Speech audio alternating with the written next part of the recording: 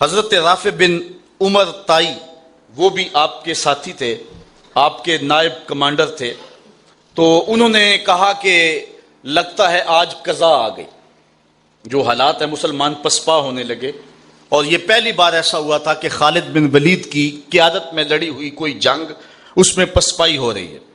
تو حضرت عمر بن رافع الطائی نے کہا کہ لگتا ہے قضا آ گئی ہے. تو حضرت خالد بن ولید نے کہا کہ مجھے بھی ایسا ہی لگتا ہے کہ کوئی مشکل بن گئی ہے. ادھر یہ پسپا ہو رہے ہیں، ادھر حضرت ابو عبیدہ کو حضور مدینے میں خواب میں ملے اور کہا تم یہاں بیٹھے ہوئے ہو، اللہ کے شیر پہ مشکل بنی ہوئی ہے. بس رات کے موقع پہ حضرت ابو عبیدہ نے اعلان کروا دیا، کہا جلدی تیار ہوئے مجاہد، حضرت خالد بن ولید کی مدد کو پہنچنا ہے. ایک دم قافلہ تیار ہو گیا. وہ تو ہر وقت تیار رہتے تھے، مجاہد نبی کے راستے کے، حق کی راہوں کے مسافر.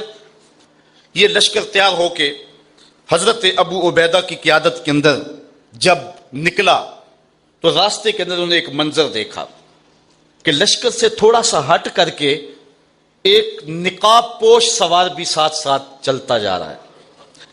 تو حضرت ابو عبیدہ نے اپنے جاسوس سے کہا کہ جاؤ اس کو دیکھو یہ کون ہے، اور کچھ لوگ لے جاؤ اور اس کو پکڑ کے لے آؤ.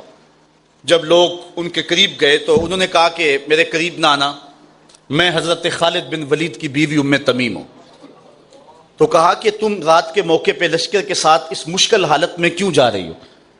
تو انہوں نے کہا کہ جب حضرت ابو عبیدہ نے اعلان کروایا نا کہ جنگ کے لیے نکلو، حضرت خالد بن ولید پہ مشکل آئی ہوئی ہے، تو میں پریشان ہو گئی کہ اللہ کے اس شیر پر کبھی مشکل آئی تو نہیں تھی، تو کیا ہوا؟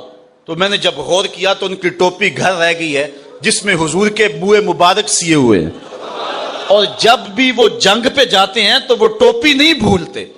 تو آج وہ میں نے غور کیا کہ ان پہ مشکل کیوں آئی ہے، تو میں نے غور کیا تو ٹوپی گھر پڑی ہوئی ہے، میں ان کو ان کی امانت دینے جا رہی ہوں.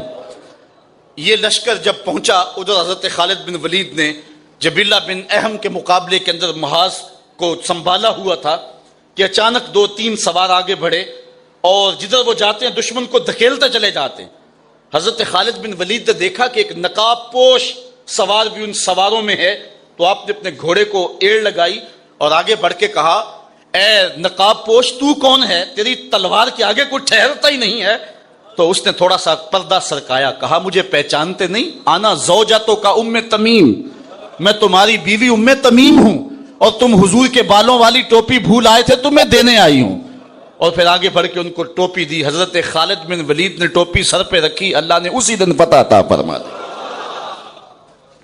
اللہ اکبر. سنو حضور کے بالوں کی کہانی.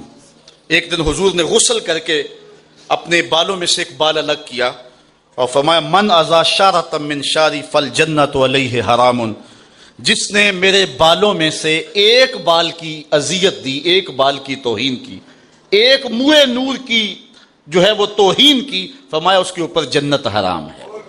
اللہ اکبر. اللہ کے محبوب علیہ الصلوۃ والسلام کا حلیہ یہ ایک ایسا عنوان ہے کہ برسوں بھی بیان کریں تو اس عنوان کا حق ادا نہ ہو، لیکن میں نہیں سمجھتا کہ میں اپنی بات کو مکمل کروں جب تک اس خاتون کی کہانی نہ سناؤں جس نے حضور کا حلیہ بیان کیا اور حد کر دی. اللہ اکبر. یہ ایک خاتون ہے بنو خزاعہ کی، آتکا بنت خلف بن مابد بن ربیعہ، جسے ام مابد کہتے.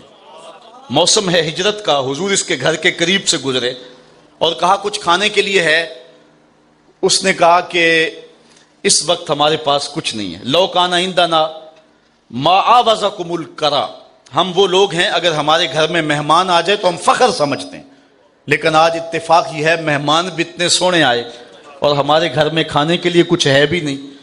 ایک جانب ایک بکری بندھی تھی لاغر سی، فرمایا اگر تم کہو تو اس کا دودھ دھو لیں. اس نے کہا اس کی کھیری میں دودھ کہاں، اس کی ہڈیوں میں گودا بھی نہیں ہے، اگر یہ چلنے کے قابل ہوتی تو ریوڑ کے ساتھ نہ جاتی. حضور نے فرمایا اگر تم کہو تو ہم دودھ دھو لیں. اس نے کہا مجھے کیا اعتراض ہو سکتا. حضرت ابو بکر صدیق نے آگے بڑھ کے بکری کو کھولا، حضور نے اپنا دست برکت اس بکری کی پشت پہ رکھا، اس نے جھجری لی، ٹانگیں چوڑی کر دی اور اس کی کھیری میں دودھ اتر آیا. آقا کریم نے فرمایا گھر کے برتن لاؤ. ام مابد نے چھوٹا سا برتن پیش کیا. ظاہر ہے بکری کا دودھ کتنا ہوتا ہے. راوی کہتا ہے جب حضور نے دودھ دوہا تو جھاگ اٹھنے لگی. پھر دوسرا برتن، تیسرا برتن، چوتھا برتن، حتیٰ کہ ام معبد کے گھر کی تھالیاں بھی دودھ